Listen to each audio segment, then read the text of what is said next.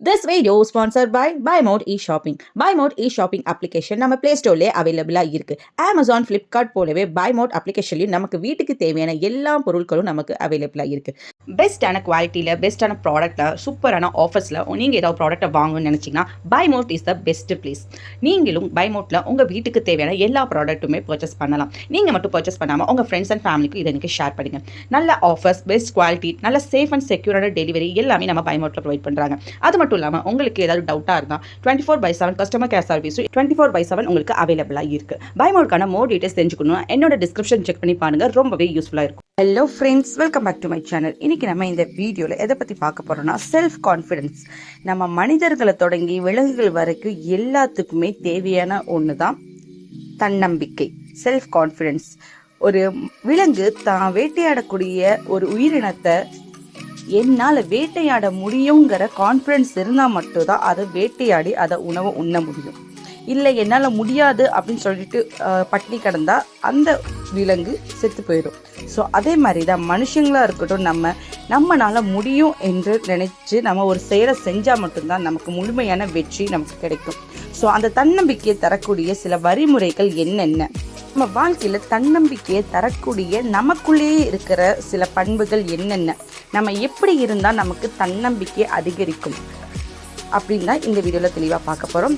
So உங்களுக்கு நீங்களே உங்களை செல்ஃப் மோட்டிவேட் பண்ணுறது எப்படின்னு தான் வாங்க நம்ம வீடியோக்குள்ளே போகலாம். அதுக்கு முன்னாடி என்னோட சேனலை இது வரைக்கும் யாராவது சப்ஸ்கிரைப் பண்ணாமல் பார்க்குறீங்கன்னா ப்ளீஸ் சப்ஸ்கிரைப் பண்ணிட்டு லைக் பண்ணிட்டு பாருங்கள். வாங்க வீடியோக்குள்ளே போகலாம். அதாவது சுய மதிப்பீடு.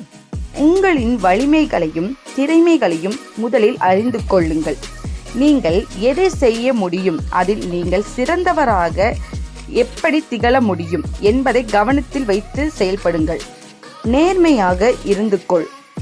எப்போதும் உண்மையான மற்றும் நேர்மையான ஆளாக இருப்பது உங்கள் தன்னம்பிக்கையை அதிகரிக்க உதவுகின்றது.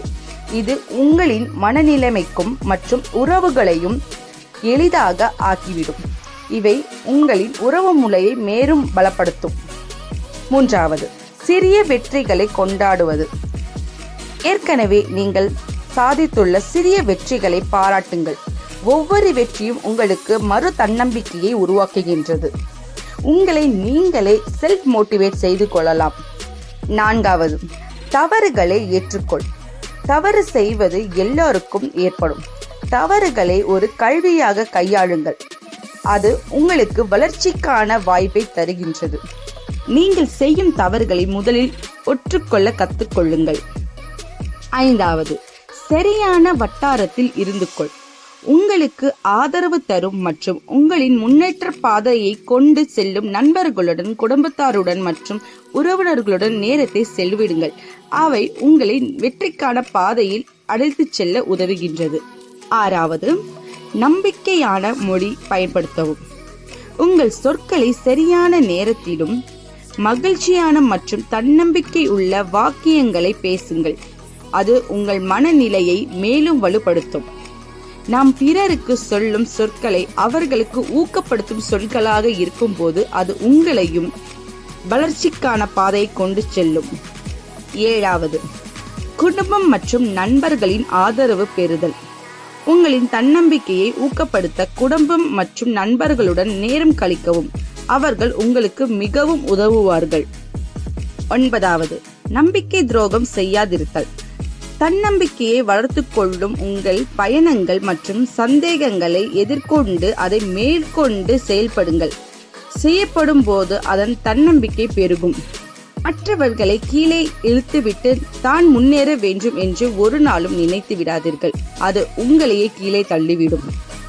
பத்தாவது, முன்னேற்றம் குறித்து ஒவ்வொரு நாளும் திட்டமிடுதல்.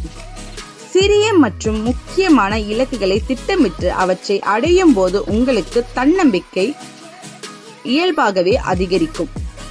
தன்னம்பிக்கை ஒரு பயணம். அது தொடங்குவதற்கு முறையான செயல்படுவதற்கும் ஒவ்வொரு நாளும் நாம் உழைப்பது முக்கியமான ஒன்றாக அமைகின்றது. கடலில் கல் எறிவதால் கடலுக்கு வலிக்கப் போவதில்லை, கல் தான் காணாமல் போகின்றது. விமர்சனங்கள் கல்லாக இருக்கட்டும், நாம் கடலாக இருப்போம். வெற்றியை நோக்கி தன்னம்பிக்கையோடு நீங்கள் வாழ்க்கையில் எந்த சூழ்நிலையிலும் நின்று போராடும் தைரியமே தன்னம்பிக்கை. தன்னம்பிக்கையை ஒருபோதும் இழந்து விடாதீர்கள். உங்கள் மீது நீங்கள் வைக்கும் நம்பிக்கையே தன்னம்பிக்கை. அதுவே உங்களை வெற்றிக்கான பாதையில் அழைத்துச் செல்லும்.